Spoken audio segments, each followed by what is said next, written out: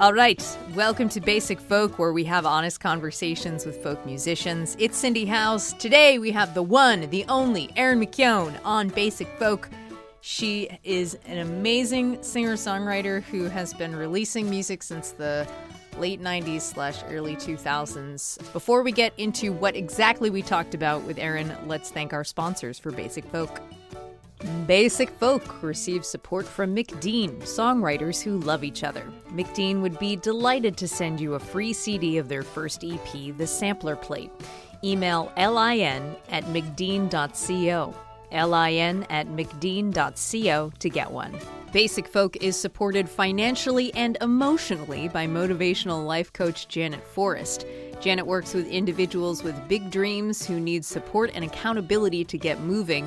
Visit janetforrest.com to learn more. Mention Basic Folk and you will receive 25% off your first month of coaching. First time I met Erin McKeown was the year 2000. I was at Emerson College, a freshman. I think she was there on my first day. She came in. She was super cool. She gave me a copy of her album Distillation at the time. That was a huge record for me, and have just been a fan and enjoyed following her career ever since. We talk about her last name, which has haunted DJs for almost 20 years and the implications of that. We talk about sports. We talk about science. We talk about drugs. We talk about summer camp. We also talk about her friendship with Rachel Maddow. Rachel contributed to an album that Erin did in 2013, the song Baghdad to the Bayou, which was written over text messages between Erin and Rachel, and talked about what it was like to have a friend get very, very famous. And also, one thing, I did take this out of the interview, but we talked for near 10 minutes about her project in the early 2000s called Voices on the Verge with Jess Klein, Beth Amsel, and Rose Polenzani. There was the four of them. They made one record together and went on tour for a few years. I guess it was in the late 90s into the early 2000s. But we talked for a really long time, and I'll just give you a couple of clips of what that conversation was like. I can't believe anyone would be possibly interested in this. But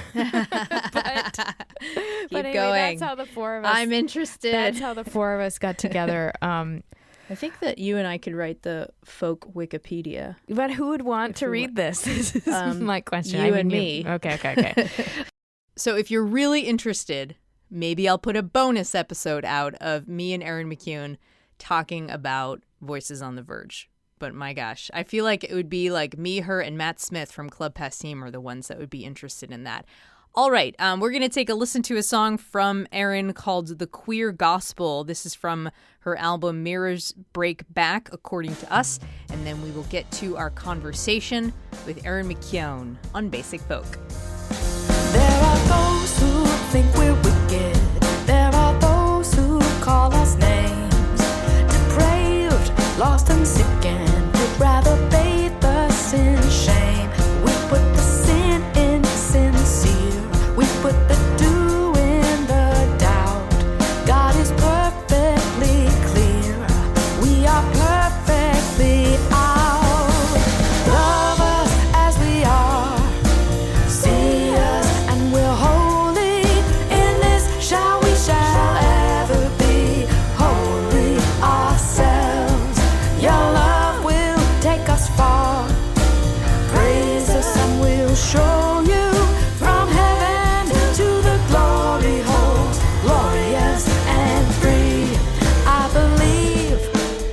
Of lipstick, the sanctity of electric guitar. But it's cool if you're not that Catholic.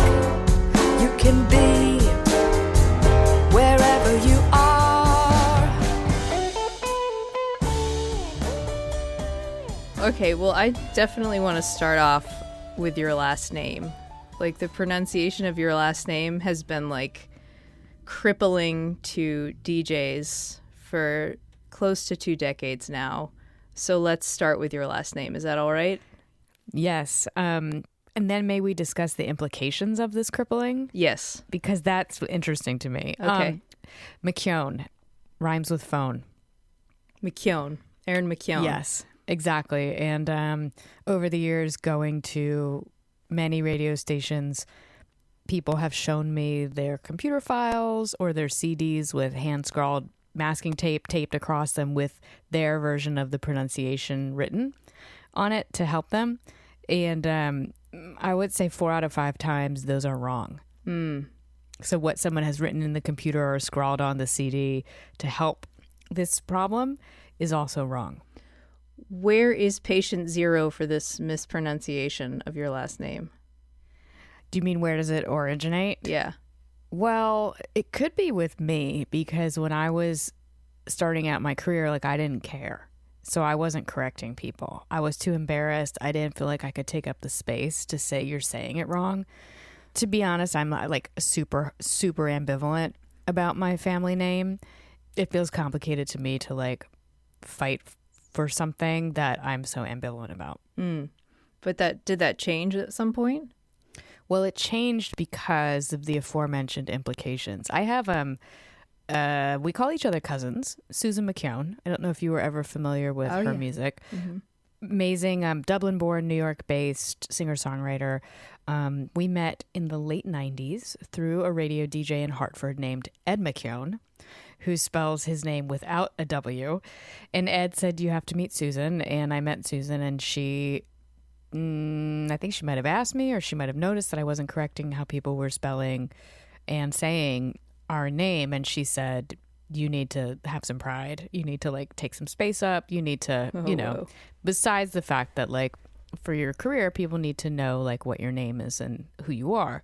So it was really at her urging that I started to do that.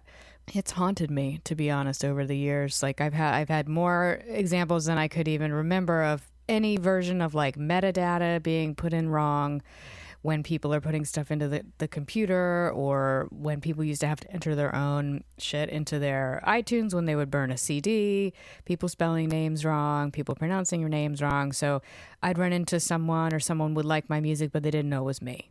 Oh man. Or vice versa. Oh, and God. that's the shit that keeps me up at night, because it's like you work so hard to get these like tiny little footholds. And you fight so hard to get like whatever recognition you can get, and you keep doing it over and over the years, but that is like so completely out of your control. And it feels like this vast swamp that you're trying to like connect a point of light across or something, you know? I mean, I this has happened with friends. I remember being in a car with some friends of mine that I just know from like in town, just like friends in town, and they know I'm a musician and they know my music, but like I mentioned a song of mine called James. It's like an old song of mine that is about my high school boyfriend, and I sang a little bit of it. And my friend who's driving the car stops the car and turns around and says, wait, you sing James? I've had that song in my iPod for 10 years, and your name's not attached to it. It's like Eric something. And I'm like, no. Oh my God. You know, so like that's... Anyway, I don't know if you...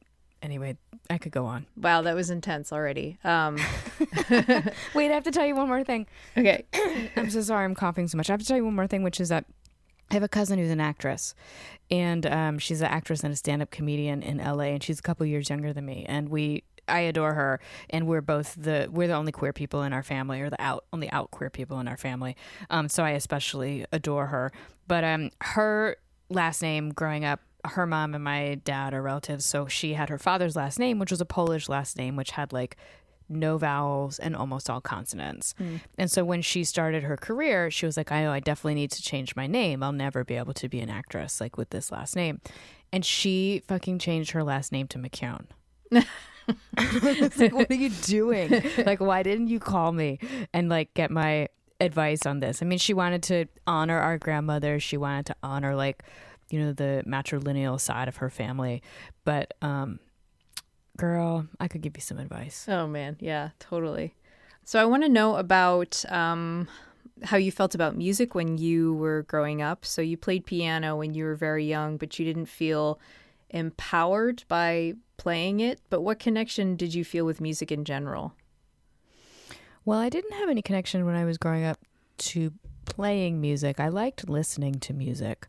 The piano to me was like this activity that you did as like a middle class kid. I mean, I'm extremely grateful that someone put me in front of a piano at age 3. It wasn't expressive and it wasn't spiritual. I think part of that could be because I wasn't maybe so interested in the music. Maybe part of it was that I've never been like a great reader of music. And so that was more my experience being in front of the piano, was reading music as opposed to playing music or feeling music. I certainly loved music, and I heard a lot of music in church, and I heard a lot of music in community theater, which we went to a lot, and a lot of like community orchestra. My parents were really into, I mean, I grew up in a really small town, but there was a lot of stuff to do, and my parents were really into doing all that stuff. Was it in Massachusetts? No, I grew Virginia, up in Virginia. right? Yeah, I grew up in Virginia, a town called Fredericksburg, which has a college in it and is, an hour from DC and an hour from Richmond. So like pretty cultural given how small it was at the time. But I also was always making up stories and making up songs. I mean, I had a band with my best friend in kindergarten, and we were called Wildcats. Wow, that's so cool. And we had we got like my little red boombox and put a cassette in it, and we'd just press record, and then we would sing in front of it. And like, that was my experience of making music. That was my experience of expressing, was Wildcats. Wow. And I mean, I would die to find that cassette now. But it wasn't until I started playing guitar that actually playing an instrument and playing music in a more traditional sense started to feel connected and expressive. Okay, I want to talk a lot about summer camp. I love talking to people about the different types of summer camps they went to. Oh yeah, you should have a sub podcast called Summer Camp Folk. Oh my God. You went to science camp and nature camp? The first camp I went to was like a gifted kid camp at University of Virginia. It was very like class oriented, and you stayed in a dorm and you ate in a cafeteria. I hated being there. I was homesick. I wasn't ready.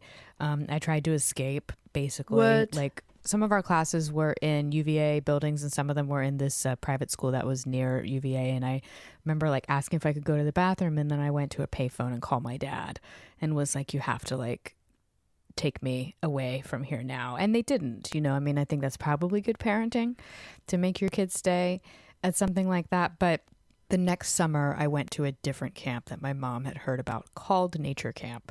That was in the George Washington National Forest in the Shenandoah National Park in Western Virginia. Also a science camp, a theme through my youth, but a science camp that also included staying in cabins and making s'mores and camper talent night and counselor talent night and campfires and hikes and swimming and a lot of the more outdoors things that you expect from a summer camp. Okay, I want to know a little bit more about the science element to that camp, and also what made it a place that felt special to you. Like, I feel like a lot of times summer camp for certain types of kids feels like home. Well, it definitely immediately felt like home to me. It was the combination of science and non-science things, which was really, I mean, it certainly is to some extent who I am now, but for sure when I was a kid, I was like into doing like smart kid things, but I wasn't into like only being like a science kid. Like, I did a ton of drugs and I played a lot of sports.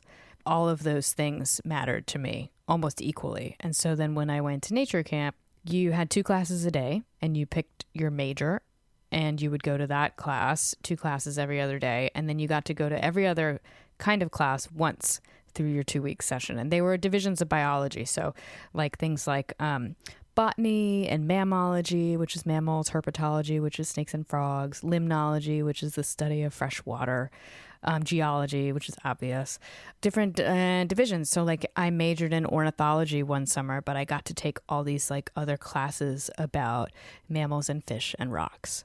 Also, after dinner every night, the counselors pulled out their guitars and this songbook that was a kind of crowdsourced, over the years accumulated songbook, where we all sang songs together. And I'd never done that before. I didn't go to a church where I didn't go to like rock church. I went to like pretty old school Catholic church. So it wasn't that kind of songs. Yeah, not really. So it was like a bunch of people singing in a room together with guitars. And it was so great. And then, then we would have evening program and somebody would come and tell us about owls and like bring 3 owls. And we would get to, like see an owl up close, and then you go back to your bunk and like talk about Nirvana or something, or like what CDs you got in your CD of the month club. By the time I was going to this camp, it was already 50 years old. It just celebrated its 75th anniversary. So it was, a rich tradition of people in these buildings and collecting these songs and doing these like science experiments. And all of that made sense to me, not just one piece of it. Can we go back to, and you can say pass on this, but can we go back to the comment you made about playing a lot of sports and doing a lot of drugs? Oh, yeah. What? Does that sound like fun? Yeah. Yes. Well, were those two things like a huge part of your identity in high school? Like, I'm trying to like figure out, as someone who did not do drugs or sports in high school, but did so many other things, like it just seems like those two don't go together. Well, they also, in some people's experience, don't go together with being an artist. I mean, I guess maybe the drugs, but playing sports. But there's sort of this Venn diagram of other artists that I found that sort of were interested in all 3 things, being a musician, being a drug addict, and being an athlete. Would you call yourself a drug addict in high school? Oh, yes, definitely. Yeah. Yeah, definitely. You seem so comfortable just like saying that.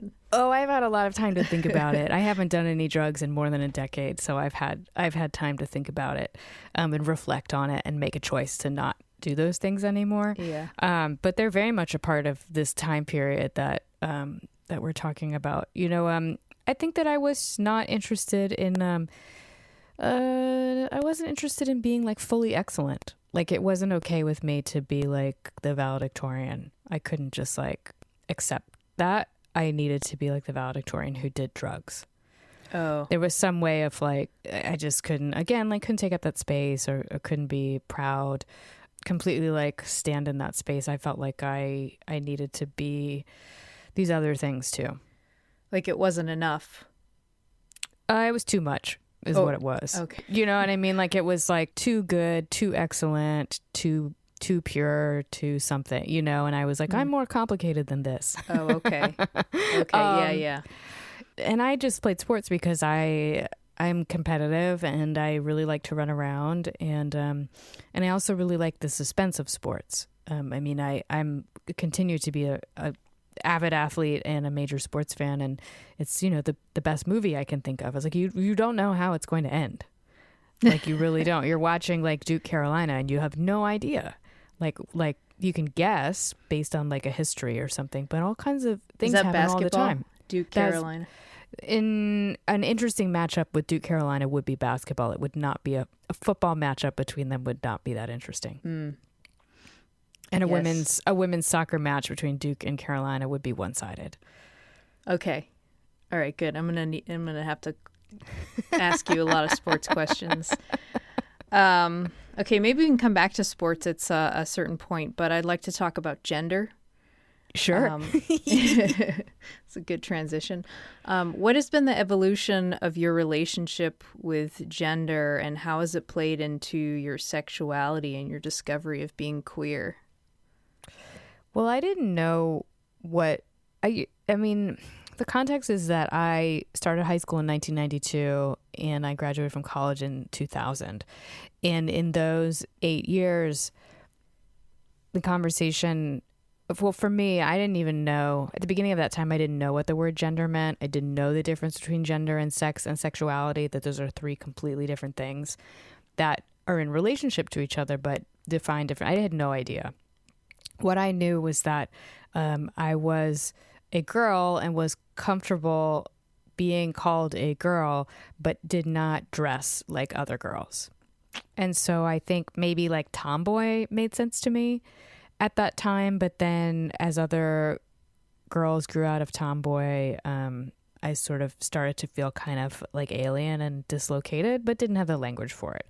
So then I went in the late 90s to a college where I learned these words and learned these relationships. But what was missing at the time was the word queer, which was beginning to become used, but it's certainly not in the way that it is now. And so like the more I learned about the word queer, like into the 2000s and into the like 2010s, the more I was like, oh, that would actually make sense to me. So like I came out as a lesbian in, high school, 1996, right before I went to college. But I came out as queer like probably like 5 or 6 years ago when I better understood what queer was describing, because it describes me better than the word lesbian. Why is that? For me, queer is a process, not just a sexuality or not just a gender, but a process that you apply to everything. To me, it's not an umbrella term for LGBTQ.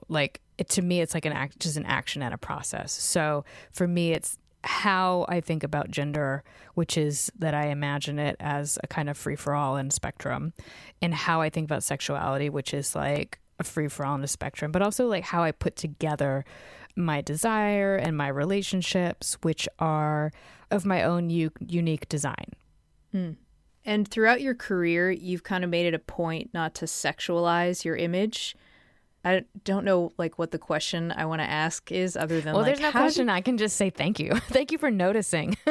Yeah, well, I think it kind of leads into, so you've made it a point not to sexualize your image. And I wanted to talk to you about that gaze that most females experience, queer or not just from men, but from women too. And if obviously, hopefully you know what I'm talking about and what has been your relationship to that gaze. A couple things. There are lots of different gazes, Gazes, right? So if we're talking about like the kind of oppressive male gaze, right? So let's talk about that gaze. Before I knew what I was doing, and then once I knew what I was doing, I was like, I will not construct myself for the male gaze. I just won't. And so that meant keeping my mouth closed in photographs, right? That meant not showing certain parts of my body in photographs. That meant wearing pants. There's all kinds of different ways that you can, there's a visual language that is built by the male gaze, and there's a way that you can reject it by not participating in it, by for me, what I wear, maybe the type of hair that I have. I certainly notice that when I take my hair down on the subway, I get more men looking at me. But when I have my hair up or under a hat, I'm invisible, right? I have a ton of really long hair. And if I take it down and it's very thick. It's very thick and very long, and I mostly keep it up in some sort of something. But sometimes I really like having long hair, and so I take it down, and I certainly notice the difference. That's one example. I also want to say, though, that people can do all these different things to reject the male gaze and still be the object of violence and unwanted attention. Right? That's the deal with the male gaze. Right? I just feel like it just eats up everything. Yeah, I just feel like I just collapsed inside. Oh no. But I also think that there's a language that as queer people we visually speak to each other. And I think it's ever evolving, but there's a way that, I can walk into a room and I can spot the queers and they can spot me. And sometimes it's in a way that you talk. Sometimes it could be in the politics that you're talking about, but sometimes it's the way you wear your hair, or sometimes it's the t-shirt that you're wearing. Or, there's a bunch of different ways that you find each other. And I think that I've been sending those signals in the visual representation of myself for many years. I mean, I would say sometimes consciously and sometimes unconsciously, but the more I decided to sort of be myself and have things look like myself, the more I have been able to make those connections with people. I just did a house concert in Pittsburgh, actually, a couple of weekends ago, and I had the best time. And it was maybe 50 people in this basement, and they were all kinds of different people. But of course, when the queers walk in, we spot each other from across the room, and it's just a hey, I see you kind of thing. You've covered so much ground genre-wise, and you're always kind of searching and exploring in your music. It's been a constant throughout your entire career. I'm wondering how that translates to your personality. I mean, it's the same part of me that likes drugs and sports and science. that likes a lot of different things that maybe don't seem to go together, but make a ton of sense to me. Oh, it's like your greatest strength is also your greatest weakness. Yeah. And probably there's some artists that we like because they keep making the same song over and over again, and we like that song. Right. Mm-hmm. And then there's some artists that we like because they continue to surprise us. I mean, there's obviously like things in between, but I've always been more, even if I wanted to be the kind of artist that wrote the same song over and over again, I just never could be. And humor also is really hard to insert into music, but I think you've managed to do it basically from the start. How challenging did you find that, to bring your sense of comedy into a song, not just lyrically, but musically as well? I don't know. That's a good question. That's a good question. I've actually no one's ever asked me that. Ding, ding, ding. Ding, ding, ding. I would say, I mean, I think in general, I am someone who, for better or for worse, never takes anything totally seriously. But I am also interested. I do think like humor is a really great political tool for either, undercutting someone's assumptions, for getting someone to appreciate something they didn't think they could appreciate. I think that's where I've always come from. I remember when I was a kid, too young, someone showed me a bunch of Monty Python movies. I loved them and felt very shaped by that. And there used to be this show on PBS called Are You Being Served? It was British, right? The British Peacock. Exactly, with her pussy at home. Yes. So I watched that a lot. And then I also was given The Hitchhiker's Guide to the Galaxy. Nice. Also too young. And I read all those books. And there's something about the humor that's common to all of those things. I mean, that's sort of like British humor that uses humor in all those ways that I was just saying, that it's both political. It can help turn people's opinions around. It's playful. It's just always been part of my thing. I'm not going to guide you to answer this next question, but can you talk about your reaction to the "you sound like Ani" thing? Oh, well, when I was very new to playing the guitar and writing songs, an older female friend in high school gave me a cassette tape that had Ani on one side and Michelle Schacht on the other side. And that cassette changed my life. I mean, this is pre-internet, so like, how was I ever going to find out about either of those artists except by word of mouth and someone, especially in the small town that I was living in. And if at that time you said, "You sound like Ani" to me, I would have been like, thank you so much. Like, the only thing I want in the world is to sound like Ani DeFranco, the Indigo Girls, or Dave Matthews, and I was working on all of those things. And at some point I outgrew that, but I did not outgrow the assumption that people had with a young, small woman playing an acoustic guitar. And I felt like I started to do something that was different than what she was doing. And I wanted to be seen and heard on my own as my own type of artist. So when my very first year in college, I started playing the electric guitar, and I started playing it on purpose so that people would stop saying, "You sound like Ani." I mean, and it's been great for me because it's an amazing instrument, and the history of women on the electric guitar is important, and I'm like proud to be part of it. Sometimes we make great artistic choices in opposition to oppressive things that ignorant people say. Okay, spirituality. Erin, do you have a connection to faith and God? Yes. Why are you asking? I'm so curious. No one ever asks. Well, my friend Lindsay, who is one of my biggest cheerleaders and supporters, like we have. Wait, she underwrites the podcast. She does, yeah, she totally does. But I hear her ad.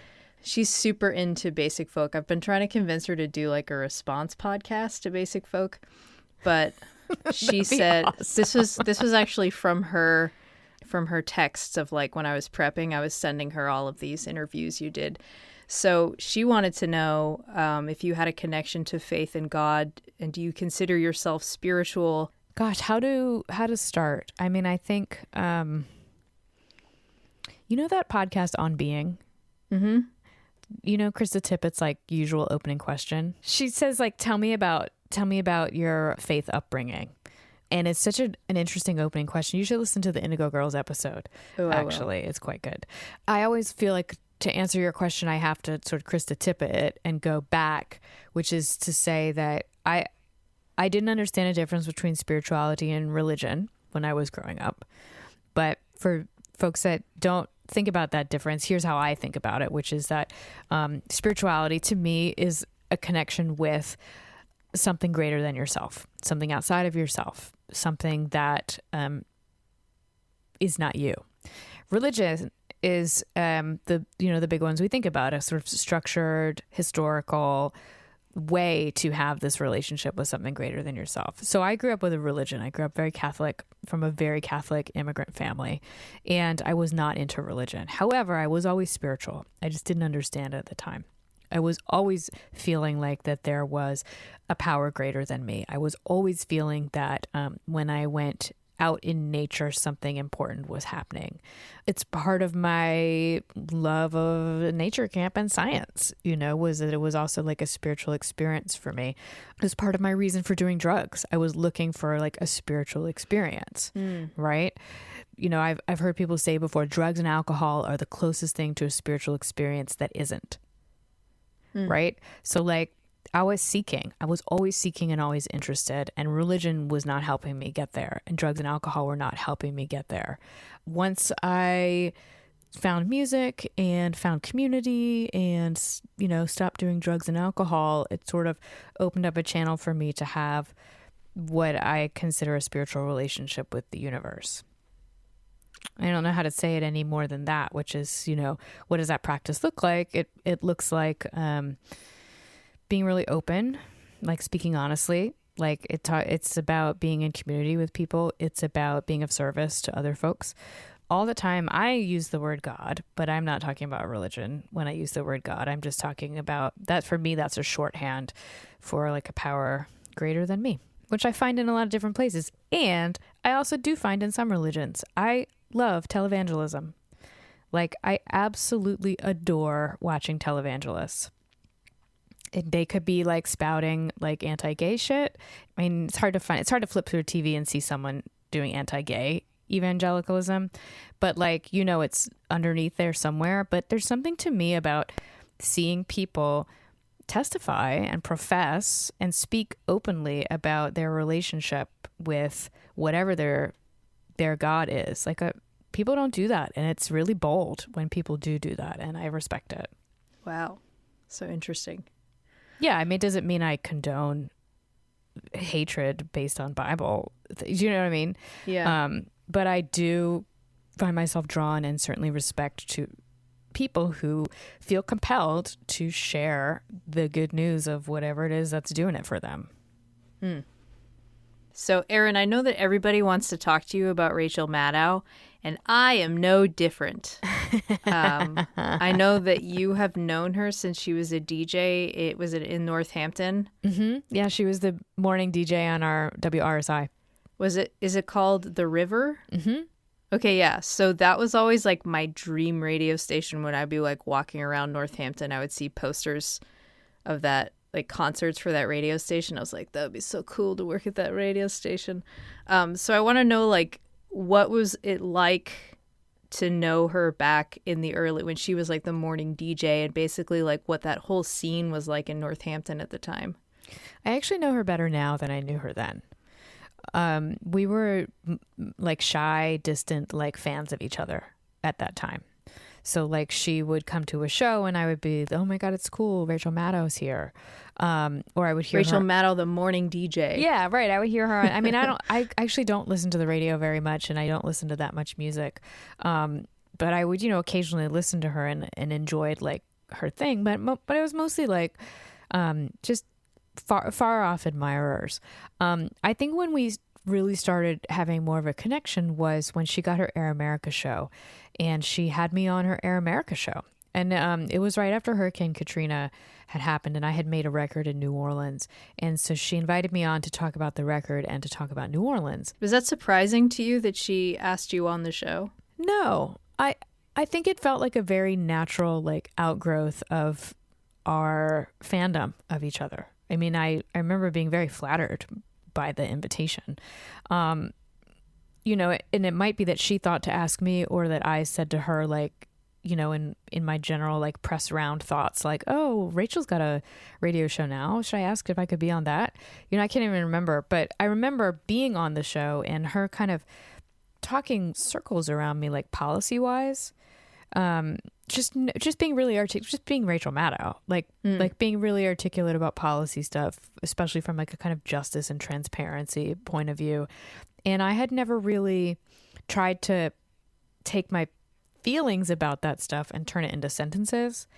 And I remember being on there and like playing my songs and talking about the record, but also wanting to talk more broadly about the social justice implications of New Orleans and Katrina and all that. And really feeling like, oh, this is a skill I've never tried before. I need to learn how to do this. And feeling very inspired by her in that moment of like, oh, she's figured out how to do this. I need to figure out how to do this. I felt the same way when I met the Indigo Girls. I met them on a lobby day that we did together around the same time, where I watched them sit in meetings with politicians and political staff and be able to express themselves, have a clear objective for the meeting, get promises or actions out of the meeting. Like, it's the skill of lobbying.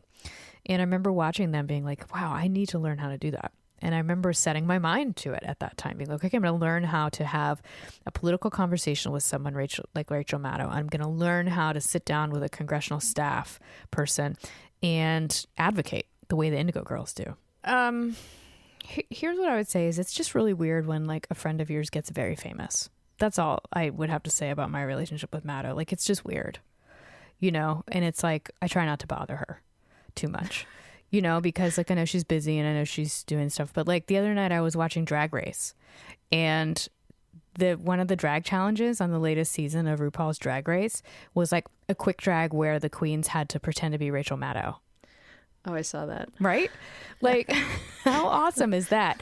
That RuPaul's Drag Race, which, you know, is like completely subversive and incredibly queer, and also like one of the most popular TV shows in America, like, has a Rachel Maddow quick drag. So, you know, like, then I'm going to text her like, oh my God, girl, Drag Race, you know, but like, it's weird when a friend of yours is very, very famous. It affects everybody, and most of all her, and I don't envy the position that she's in. I think of it as public service. That is how I think of what she does. I think that she literally puts her life on the line. She puts her relationship on the line. She puts her personal safety and like her time on the line to do a service for our country. Miss You Like Hell is your musical, which is a collaboration with Chiara Alegria Hudes. So she wrote to you after listening to your album Hundreds of Lions. Do you know why she was drawn to contact you after listening to that album in particular? She told me that she liked the momentum of that record. She liked how the songs felt like they all were moving forward. And she liked the mixture of electronic sounds and natural sounds that were on that record. And I think she also, I'm trying to remember what she said. It was a lot of that like sound and momentum. And I think that she appreciated the simplicity of the songs as well. I mean, Miss You Like Hell did not end up sounding like Hundreds of Lions. But that was the common point. Very, very early in our collaboration, she actually took that record and moved the songs all around and basically mapped it onto the story of the show. So there's an email somewhere that uses the 10 songs of Hundreds of Lions to tell the story of Miss You Like Hell. Oh, whoa. Yeah, crazy. The story at the time, I mean, the story changed over the years we made it, but yeah, she heard the musical in that record. Wow. That's amazing. It is. It's a reminder to me that you just never know. You just got to keep doing things that feel interesting to you as an artist. And, you know, the internet giveth and the internet taketh away. That's for sure. I want to know what your opinion on queerness and that kind of like underground jazz club 20s, 30s, like early Broadway, vaudeville, that kind of scene. Do you think that has a queer sensibility, and have you always thought that? Yeah, I think so. Before I understood what queer was. I mean, I think I knew that it was some of that culture is culture that's made in opposition to straight culture, right? Whether it was motivated by prohibition or motivated by heterosexual norms and people who didn't subscribe to that needing a place to do what they want to do. I think it's always felt queer to me. There's something too about that type of music. It's a little hard to describe, but some of the greatest things about those like songbook standards and vaudeville songs is that they ostensibly are about one thing, but are really about another thing that's much dirtier. And that's like deeply, deeply queer to me. You know what I mean? Yeah. Like, you know, like I'm going to get my baby a cup of tea, but really what it means is like, let's go out back and fuck, you know? Yeah.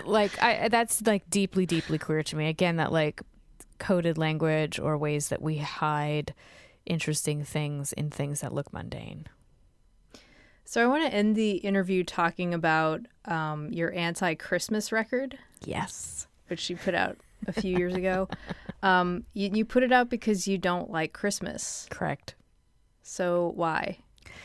Well, I've never liked Christmas, but I did not feel the permission to express that because it is such a horrifying sentiment to most people, and in fact offensive to lots of people. And I'm not talking about war on Christmas. I'm talking about people who find it upsetting to their memories of family when someone else doesn't have a good feeling about Christmas. That just is true, and it happens a lot. There was a theater company in Northampton that I had worked with before, and they were doing a kind of Christmas farce about murdering Santa.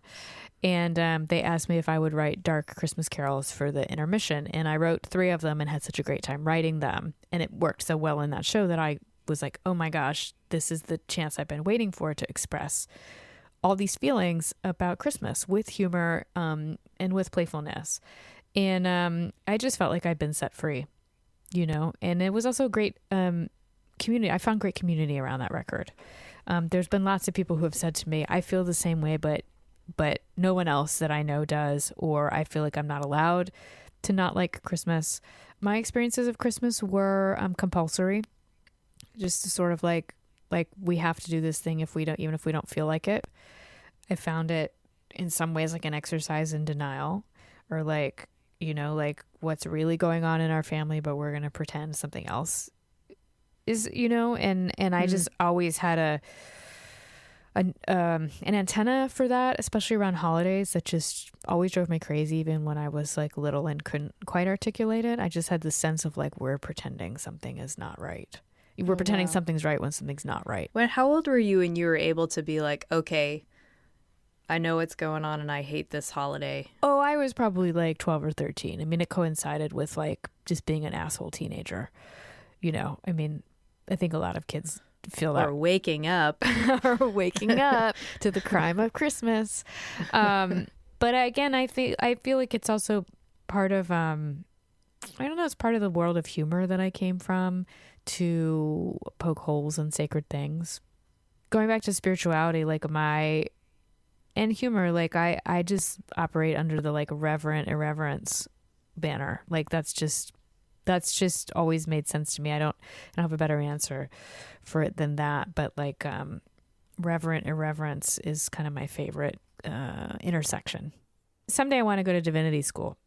Like when I get time, like I want to go to divinity school with this sort of spirituality and reverent irreverence and this kind of things that have been part of my life and part of my music and part of things that I've been building for a long time. And I like would 100% like want to be like a minister of some kind. Wow. I just don't have time right now. Well, whenever you graduate, we'll do another one of these. Oh, great. I know I can bless you. Great. So before we go, I'm going to start this new thing on Basic Folk where I'm going to ask you a lightning round of very easy, fun questions. Will you stick around and answer them for me? Yes. Okay, great. We'll be right back. On Basic Folk, you hear honest conversations about how artists are journeying from point A to B. If you could use support and motivation on your journey, life coach Janet Forrest is there for you. Visit janetforrest.com and mention Basic Folk and you'll receive 25% off your first month of coaching. Basic Folk is brought to you in part by Winterbirds. Their new album, Shaker Songs, takes 18th and 19th century sacred texts from American Shakers and puts it to all new progressive bluegrass compositions, exploring the poetry of this unique community. You can find Shaker Songs by Winterbirds on Bandcamp. And thanks to WIUP in Indiana, Pennsylvania, which airs Basic Folk 2 p.m. Eastern every Saturday. You can listen on 90.1 if you're in the Indiana, PA area, or at their website, wiupfm.org. Erin, are you ready for the lightning round? The first lightning round ever? I'm so pleased. Okay, yes. So these are 10 questions. I don't know if I want to ask you all 10 of them, but why not? Do you want me to keep my answers very short? Yes, like 2 sentences. Okay. Okay, ready? Dogs, cats, or something else? Dogs. What is your coffee order? Instant decaf. Favorite U.S. city and why? Cincinnati, because it's fun to say. Wow. Favorite teacher? I had a high school English teacher named Ms. Savia who gave me lots of really great books and taught me about puns. First album you bought with your own money? Cyndi Lauper, True Colors on cassette. First concert? Oh, embarrassing. The Moody Blues at King's Dominion. Wow, Knights in White Satin? No, it's terrible. No? Yes, that's correct. Can you recommend the last podcast you listened to? Yes. And what was it? That was not worded very well. No, I'm sorry. I was just messing with you. Yes, it was an episode of a Gimlet podcast called Without Fail, and it was an interview with Netflix's former head of HR. It was about how you create companies that employees want to work for. Your favorite vacation you ever took? I don't go on vacation. Good answer. Dream collaboration? More with Maddow. Favorite type of white noise? Oh, the white noise app on my phone that I sleep to every night. Just plain old white noise. Wow. All right, Erin, thank you. You did wonderful. Thanks. What, do I get a prize? Yes. Do I get a vacation? You get a vacation. Thank you so much for this time. Yeah, thank you. Sorry, I usually am more sharp, but that was great. I really enjoyed these questions, and I hope that your listeners enjoyed answers. There you have it, our very first lightning round, ending Basic Folk. Hope you enjoyed that very much. Basic Folk is produced by Laura McCarthy. Our music is by Alex Stanton of the Pittsburgh band Townspeople. Lindsay Myers is our business manager. I'm your host, Cindy Howes. I love you so much. Please review and subscribe to Basic Folk on iTunes or whatever podcast platform you prefer. You can check out show notes and more at cindyhowes.net. Thank you so much. We'll talk to you next week. All right, bye.